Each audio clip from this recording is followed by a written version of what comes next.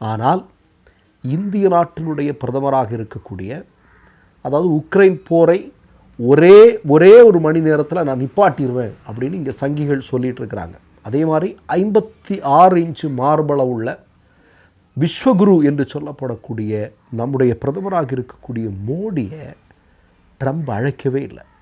அழைக்காதது மட்டுமல்ல, நீங்கள் பார்த்தீங்கன்னா நம்முடைய வெளியுறவுத்துறை அமைச்சராக இருக்கக்கூடிய ஜெய்சங்கர் கடந்த ஒரு மாதமாக ட்ரம்ப் வீட்டு வாசலில் காத்து கிடக்கிறான். என்னென்னா, எப்படியாவது எங்கள் ஆளுக்கு ஒரு அழைப்புதல் கொடுப்பா, அவர் வந்தாகணும். ஏன்னாங்க நாங்கள் அவ்வளோவுக்கு பில்டப் பண்ணி நாங்கள் இந்தியாவில் ஒரு பெரிய தோற்றத்தை நாங்கள் உருவாக்கி வச்சுருக்கிறோம்.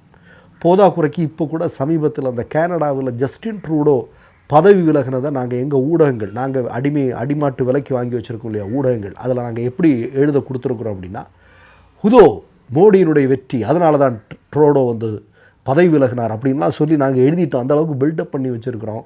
அதனால் அந்த பில்டப்பில் எந்த பிரச்சனையும் வரக்கூடாது. அதனால் எப்படியாவது எங்களுடைய மோடி அவர்களுக்கு ஒரு அழைப்புதல் மட்டும் கொடுத்துருப்பா அப்படின்னு ட்ரம்ப் வீட்டு வாசலில் காவல் கிடக்கிறார் நம்முடைய வெளியுறவுத்துறை அமைச்சராக இருக்கக்கூடிய ஜெய்சங்கர். ஆனால் எத்தனை நாள் தான் காவல் கிடக்கிறது? நடக்க போகிறதா இல்லை. கடைசியில் ஜெய்சங்கருக்கு ஒரு அழைப்புதல்.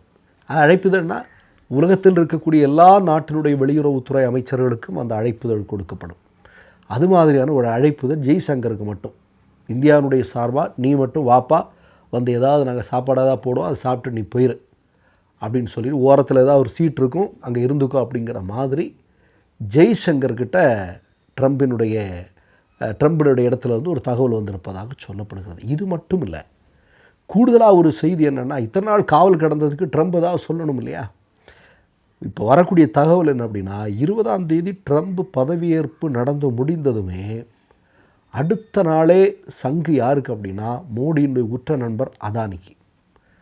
அதானியினுடைய நிலைமையை உண்டு இல்லைன்னு பண்ண போகிறேன், இதுதான் என்னுடைய முதல் வேலை அப்படின்னு ட்ரம்ப் அவ்வளோ கோபத்தோடு கங்கணம் கட்டிகிட்டு இருக்கார் அப்படிங்கிற தகவல் இன்றைக்கி வந்துட்டுருக்கு.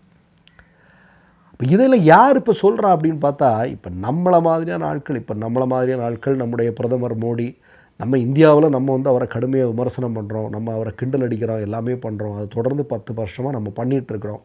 ஏன்னா அவர் அந்த மாதிரி செஞ்சிட்ருக்கிறாருனாங்க. ஆனால் இப்போ உலகத்தில் இருக்கிற பூரா எல்லாரும் செய்ய ஆரம்பிச்சிட்டான்.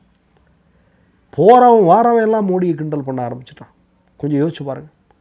அப்போ அதான் நமக்கு அது என்னடா இது, என்னானாலும் நம்முடைய பிரதமர் மோடி இல்லையா, நாங்கள் கிண்டல் பண்ணுவோம், நீ பண்ணலாமா